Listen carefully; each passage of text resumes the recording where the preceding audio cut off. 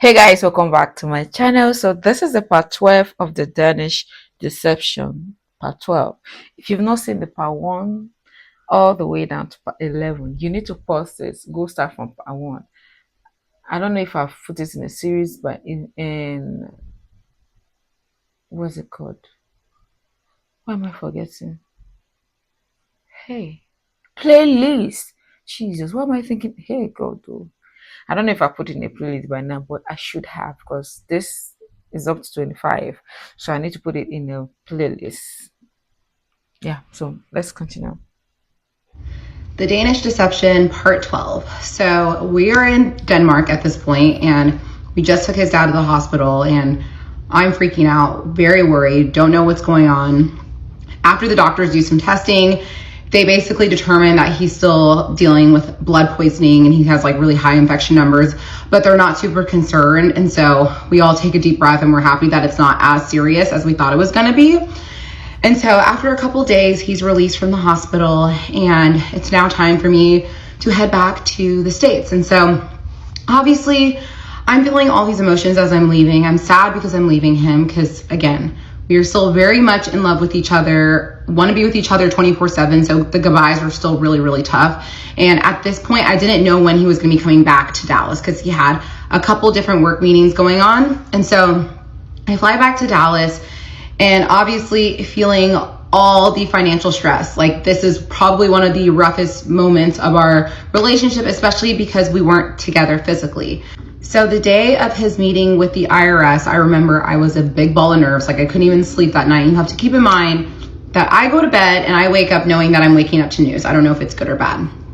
So I wake up and I call him. I go, how did it go? He goes, worse than I possibly could have imagined. I almost like expected it to have gone bad. I'm like, if it had gone good, I would. To be honest, I don't think he's ever going to have a good news because that's part of his calm. So there's never going to be a time he will come up with good news. Even when he comes up with good news, he backs it up.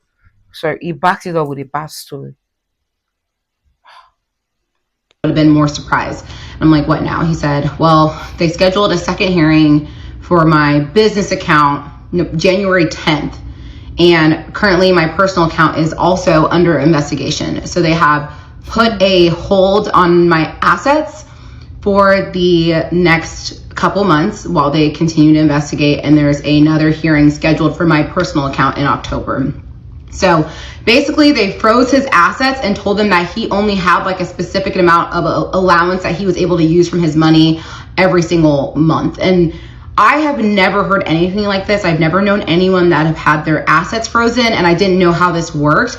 And obviously at this point, I'm definitely feeling like all the red flags. I'm like, this does not make any sense. But there's not a whole lot I can do. And at this point, I'm just like, the only thing I can do is trust him. There's no one in my life that I was talking to about any of this because I felt a lot of need to protect him and he wanted me to protect his image. And I remember telling him, like, I really want to talk to my family about this. Like, this is really stressing me out. And he's like, no, don't. Like, they're going to view me differently. So he very much protect his image. Hey, if it was me, I would have told somebody. Ha.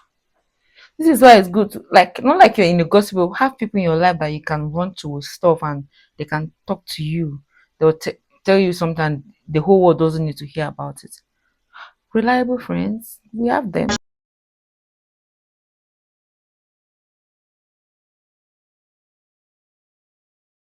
talk me out of being able to disclose this stuff with my close people. So the last thing I want to do is just ramble about shit that does not matter. So I'm going to be honest with you guys. Not a whole lot happened between September of 2023 and November of 2023. The only thing big that happened was that I wanted him to be in Dallas. He wanted to be in Dallas. So I booked him a flight to come to Dallas. I am at this point fully financially supporting us. Like, I think he's getting like maybe like $4,000 a month that the IRS is like allowing him to use. And keep in mind, the Danish IRS is not called IRS. It's called SCAT, some other stuff. I can't even pronounce it. So that's why I'm saying the Danish IRS. So just a little side note. But October comes around. He's now in Dallas. He's been in Dallas for about a month. And we're struggling financially, but still so deliriously happy and in love, which is insane. But I cared about the money, but I loved him more than that. And our relationship was just based on this deep love that we had. And so the money was like almost secondary to the love that we shared. And so basically October comes around, he has the hearing, I'm nervous, and it ends up working out in our favor, and his account opens up in October, and I'm so happy. He like immediately sent me, I think like $9,000, and I was like, oh my gosh, like this is amazing, like we're gonna Finally. Or maybe somebody else that is scammed. Maybe somebody else that is scammed. He has gotten money from that. He's sending her $9,000. Why didn't he send all the money he's been owing her plus some, because she has been the one supporting him? Scammers. be able to like come out of this. And he said his business account, that was where the 10 million was supposed to be. That was supposed to be opened up in, well, not opened up. He was supposed to have a hearing set for January 10th. So that was when we were going to figure out what was going to happen. And I remember asking him, like, what do you think is going to happen? He's like, well, I've been like looking at research, and there's a chance that they might put in like an 18-month to 24-month hold. I go, 18-month hold? And he said, yeah, but I don't think that's what it's going to be, but you know, we'll just cross that bridge when we get to it. Again, have never caught him in a lie at this point. And so basically his personal accounts opened up. So we're alleviated of a little bit of the financial stress, but it's still like a little bit stressful because obviously I had quit my job and I was doing real estate full time. And let me tell you, y'all, I was working my ass off, but it almost was like I was restarting my career because I hadn't been working in real estate much for that whole entire year. So I was 100% relying on him for maybe like the month of November, I would say. But the rest of the months, I was still finding a way to make ends meet. I was still making a little bit of money from like doing like campaigns on Instagram, other things. So I still was like making a little bit. So December rolls around and his 90 days of being in the States is about to be up. So he went back to Denmark the beginning of December. And so my plan was to go and meet him in 2 weeks. So we're going to spend 2 weeks apart. And so he's in Denmark for about a week, and he sends me a message and he says, my dad's back in the hospital. And I was like, no. I was expecting something like this. Each time he's about to go there, there's always something that comes up. Something will definitely come up.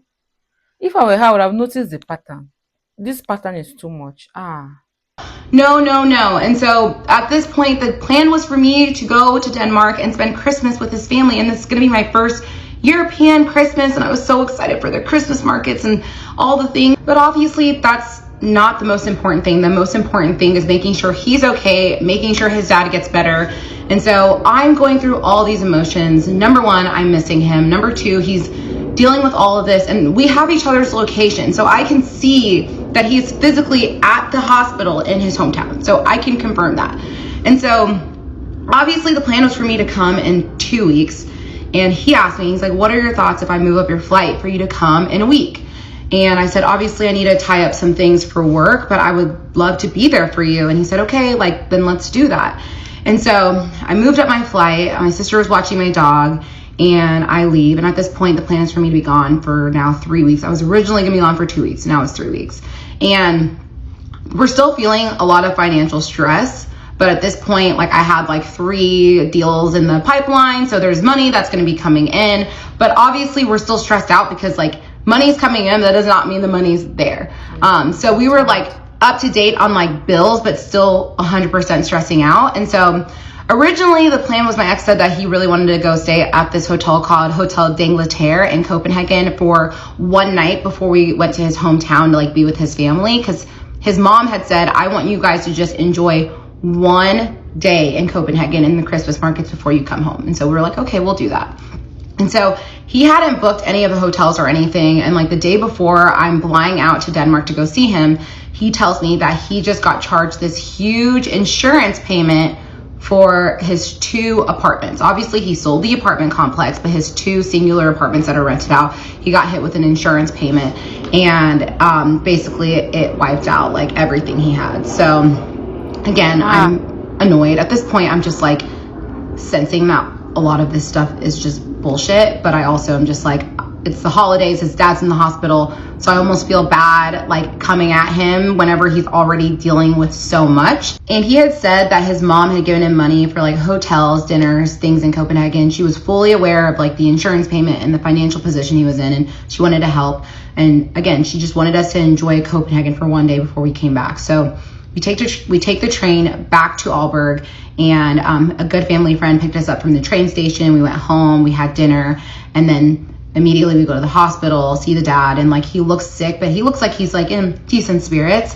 And they said he was going to be home for Christmas, and so we were really, really happy about that. So over the course of the next couple days, we're going to the hospital like two, sometimes 3 times a day, just to like take his mom there, check on the dad, make sure everything's going okay. And then the dad comes home, and like obviously he's super weak, and we're like helping him around. But regardless, we had a wonderful Christmas. And even though like we didn't have a lot of money, and I remember like I got him very, very cheap Christmas gifts that year, and same thing for me. I actually told him like, you don't even have to buy me anything, like the gift is being here with your family. And he got me a few small things, but regardless, it was fine. And the day after Christmas, we had gone to a champagne party at one of his friends' homes, and I was excited. It wasn't very often that we like went and like hung out with like friends of his. It was very, very rare. And so we went, and we were having a good time. And obviously Very rare that they hung out with a friend.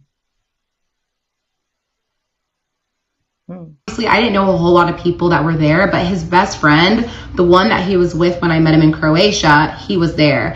And we were just chatting outside. And before we had left the house, my ex had told me, I really don't want to go out tonight. Like, I just want to go to this party and then come home. And I said, that's totally fine. And so we're at the party, we're outside, just hanging out. I'm talking to his best friend. My ex is inside the home, and his best friend tells me, he goes, you guys should come out tonight. Like, please come out. And I was like, honestly, I'm down to go out, but my ex doesn't want to go out. And that was really weird for him, because he always is down to like go out and have a good time. So I already thought it was a little strange. And then his best friend looks at me, he goes, oh, he probably doesn't want to run into any of his enemies from his past gambling addiction. What? I looked at him and I said, what gambling addiction? And his best friend looks at me and goes, you didn't know that he had a gambling addiction? Oh. And we will pick up the rest in part 13. Oh my God. This is even worse than I was expecting. Gambling addiction is the worst thing that can happen to anyone. Hey, no wonder he's such a good liar. See, that's what I've noticed. People that have gambling addiction, they are so good at lying. They will sell anything to you and you would not see it coming. Oh my God. Let me not lie. I didn't even see this coming. I thought it was like a real-time scammer. Gambling. Maybe that's why he's not in a good term with his sister. That sister must have been telling him, I'm not happy with this your lifestyle. And he doesn't like her calling it out like that. Oh. Ah.